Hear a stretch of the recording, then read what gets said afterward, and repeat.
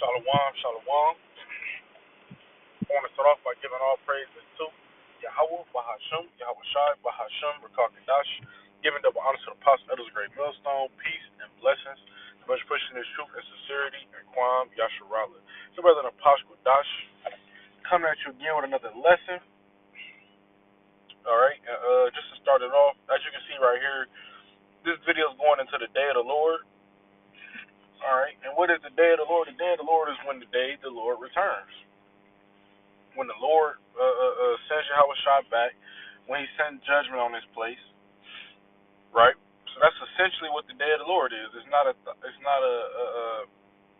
not really this big secret. You know, if you read the scriptures, they pretty much playing upon. So we break it down, playing upon tables, so that you can understand what you're reading. And a lot of the scriptures, when they talk about the day of the Lord, in my opinion, right, they seem pretty easy, but just my opinion, but they seem very face value, right? Of course, a couple metaphors here and there, but that's where we come in with these videos. This is Joel chapter 2, verse 1. Blow the trumpet in Zion, which Zion is another name for Israel, right? It says, and sound an alarm in my holy mountain. All right, so the trumpet in the ancient world was an instrument of war, basically. No, you wouldn't run up and hit somebody with a trumpet, kill them. No, nothing like that. But when you heard the trumpet, it means the troops is here, the troops is here, danger is near. It's a warning, right? And when they say blow the trumpet in Zion, it's talking about, it's telling the prophets to go prophesy. All right, because when you go to 2 Corinthians 10 and 4, I believe, it's talking about how our weapons of warfare are not carnal, right? And then you go to the next verse and talk about how we pull down strong imaginations and so forth and so forth. But it's showing you that when the prophets hit the scene, they're telling you what's getting ready to happen. And right after the prophets hit the scene, then comes the destruction. We're the warning sign, and we out here to warn the people, like it tells us to do in Ezekiel, right? It say, and sound an alarm in my holy mountain. That holy mountain again is Israel, right?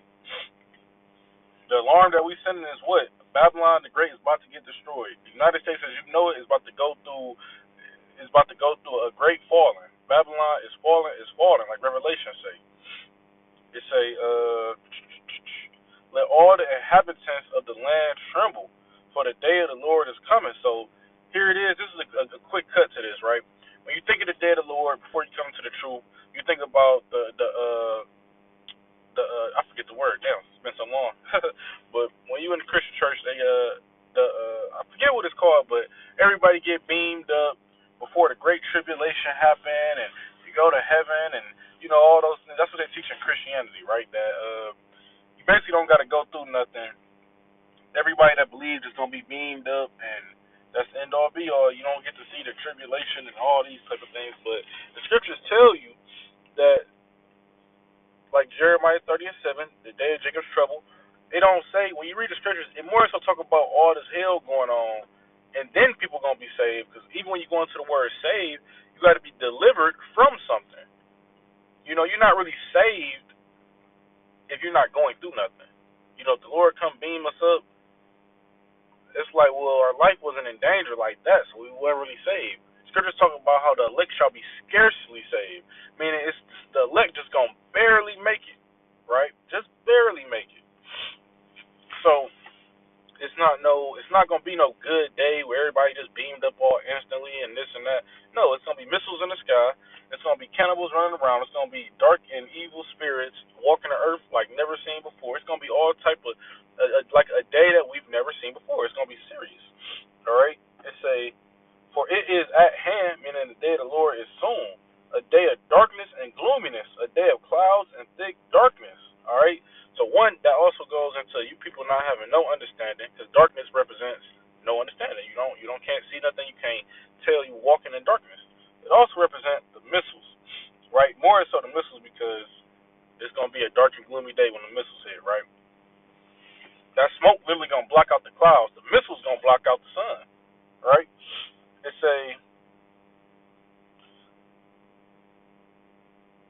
It's like the morning clouds spread over the mountains. So when you think about the morning time, that's the clock. You wake up, the morning is peeking over the mountains. You got shade because it's blocking out the sun. It say a come great and strong, the like of whom have never been, nor will there ever be any such after them. And of course, it's going into the missiles, right? Blocking out the sun. Great people ain't gonna walk up and block out the sun. Some of the missiles. It says, which when we go into the missiles, because we always break this down about how the 200 million missiles that's gonna hit, it's not really 200 million missiles. It's 200 million warheads that's gonna hit. Certain missiles carry more than one warhead, right? But it's gonna be enough missiles to block out the sun. That much we can tell. It says, even for many successive generations, a fire devour them, and behind them a flame burns. Right? That's pretty much all I wanted in this one because it's telling you they're gonna burn. Right? This is the end all be all the day of the Lord. Yeah, Jacob's trouble. Yeah, people are gonna get beamed up. Don't get me wrong about my earlier statements. People are gonna get beamed up, but it's gonna be we're gonna see these things. We're gonna see a lot of hell go through before, right? Before it get better. Before we get beamed up, we're gonna catch a lot of hell. Even though Jacob's trouble is for the 2/3, the rest of the world, we're gonna be amongst these people. Granted, we're not gonna be eating out of trash cans or nothing, right? According to Isaiah 66, my servant shall eat, and you shall hunger, right? It's Isaiah 66, maybe 65, verse 15, right? This is 2 Peter chapter 3, verse 10. But the day of the Lord will come as a thief in the night, meaning it's gonna catch you off guard. While you people is marrying, getting drunk, having a good old time, living your best life, like the one nigga be singing. You know, that's what people thinking about doing. They thinking about how can I better my life here in America. Well, the day you sign those papers to do whatever you was thinking about doing, and I'm gonna say this. As well. It's not nothing wrong with doing shit with your life, but your life is the truth. I'm not saying don't go get a car. I'm not saying don't go get an apartment. But what I'm saying is your main focus is, dang, we looking for the Lord to come back. Like in Hebrews talk about they seek a new country. That's what we seek. We seek a new country, which is what? The kingdom of heaven. We seek to go back to the land of Israel in its right estate, in our right estate, in our right minds, right? So yeah, you can do little things here and there, but you got to know all this shit getting burnt up. Someone who don't know it or don't want to acknowledge it, the day of the Lord gonna catch them off guard because here it is. You ain't gave the Lord no time. You ain't made no sacrifice. You said you was gonna repent next year, right? You said you was gonna repent 2 years later. That's what you said. Then the Lord crept up. The Lord came back and you ain't repented yet. It got you like a thief in the night because you put the Lord off, not knowing our salvation is nearer than what we believe. It say in which the heavens will pass away with a great noise. Meaning what? The missiles, when the missiles hit, it's going to be a great noise. You ever heard of an airplane in the sky? Now imagine a missile, and imagine when the missile hit. We've all seen Hiroshima and these different bombs. We've seen these different videos. The sound is so loud it's going to make your eardrums explode. It say, and the elements will melt with fervent heat. If we look that word up, fervent, right? Impassioned. Having or displaying a passionate intensity, hot, burning, or glowing. Alright, so this is going to be a very intense heat that's going to burn you people up. Alright? It say both the earth and the works that are in will be burnt up. This place is going to get cleansed. The Lord already cleansed the earth one time when it was when it came down to what was water, right? Back when the time of Noah. And he said he would never drown the earth, or he would never flood the earth with water again, or he said he would never destroy the earth again with water. He did not say he would never destroy the earth again, though. Right? And when I say destroy the earth, I'm not saying a missile comes through and it blow up. No, I'm saying it get a reset button. The Lord getting ready to destroy the earth again, this time with missiles. Mainly the United States of America is going to be pelted. And Israel going to get destroyed too, the landmass. Right?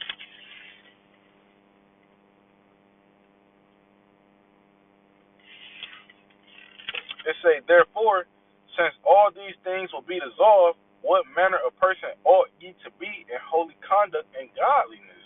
Knowing that all these things is getting ready to happen, Jacob's trouble gonna pop off.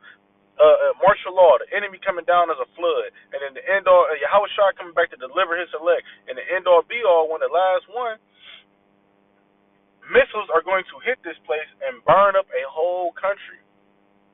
and anybody that's in it, obviously. So what type of person should you be? Should you be amongst the world, being in the world, or should you be repenting, coming back to the Holy One of Israel? All right. But hey, that was that. I'm gonna go clock in. I'm gonna come back out and do another one. Keep it going probably. But hey, I hope this is edifying. I want to give all praises to Yahweh Bahasham, Yahweh Shai, Bahasham Rakal Kadash, giving double honor to the Apostle Elder's Great Millstone, peace and blessings, to much pushing this truth and sincerity and Kwam Yasharala.